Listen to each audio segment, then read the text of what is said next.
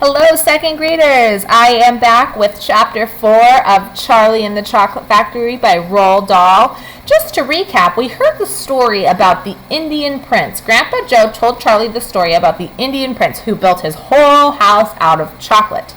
And he asked Mr. Willy Wonka to come to India to build him his whole house out of chocolate. But it ended up not working out so well, and he ended up swimming in a pool of melted chocolate from his house. So now we're going to hear the story about the workers inside Mr. Willy Wonka's factory. Chapter 4 is called The Secret Workers. The next evening, Grandpa Joe went on with his story. "You see, Charlie," he said, "not so very long ago there used to be thousands of people working in Mr. Willy Wonka's factory. Then one day, all of a sudden, Mr. Wonka had to ask every single one of them to leave, to go home, never to come back." "But why?" asked Charlie. "Because of spies." "Spies?" "Yes, all the other chocolate makers, you see, had begun to grow jealous of the wonderful candies that Mr. Wonka was making, and they started sending in spies to steal his secret recipes.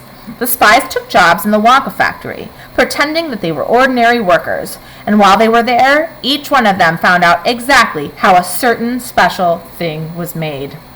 That sounds pretty sneaky to me. "And did they go back to their own factories and tell?" asked Charlie. "They must have," answered Grandpa Joe, "because soon after that, Fickelgerber's factory started making an ice cream that would never melt, even in the hottest sun. Then Mr. Prodnose's factory came out with a chewing gum that never lost its flavor, however much you chewed it. And then Mr. Slugworth's factory began making candy balloons that you could blow up to huge sizes before you popped them with a pin and gobbled them up. And so on and so on. And so Mr. Willy Wonka tore his beard and shouted, 'This is terrible! I shall be ruined! There are spies everywhere! I shall have to close the factory.' But he didn't do that," Charlie said. "Oh, yes, he did. He told all the workers that he was sorry, but they would have to go home. Then he shut the main gates and fastened them with a chain. And suddenly, Wonka's giant chocolate factory became silent and deserted. The chimneys stopped smoking, the machines stopped whirring, and from then on, not a single chocolate or candy was made. Not a soul went in or out, and even Mr. Willy Wonka himself disappeared completely." "Months and months went by," Grandpa Joe went on. "But still the factory remained closed. And everybody said, 'Poor Mr. Wonka, he was so nice, and he made such marvelous things. But he's finished now. It's all over.'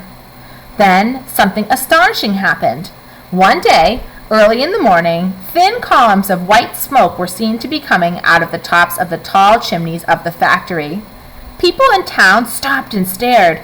'What's going on?' they cried. 'Someone lit the furnaces. Mr. Wonka must be opening up again.' They ran to the gates, expecting to see them wide open and Mr. Wonka standing there to welcome his workers back.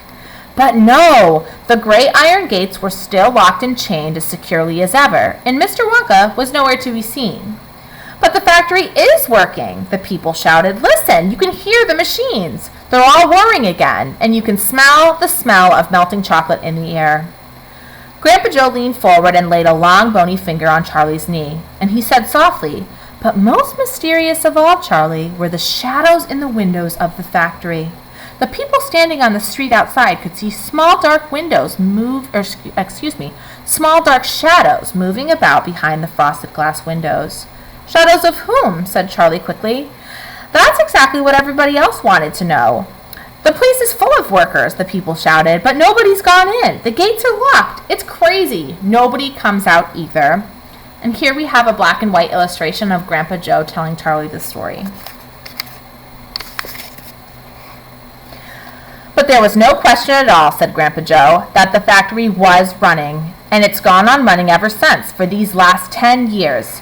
What's more, the chocolates and candies it's been turning out have become even more fantastic and delicious all the time. And of course now, when Mr. Wonka invents some new and wonderful candy, neither Mr. Fickelgerber or Mr. Prodnose nor Mr. Slugworth nor anybody else is able to copy it. No spies can go into the factory to find out how it is made."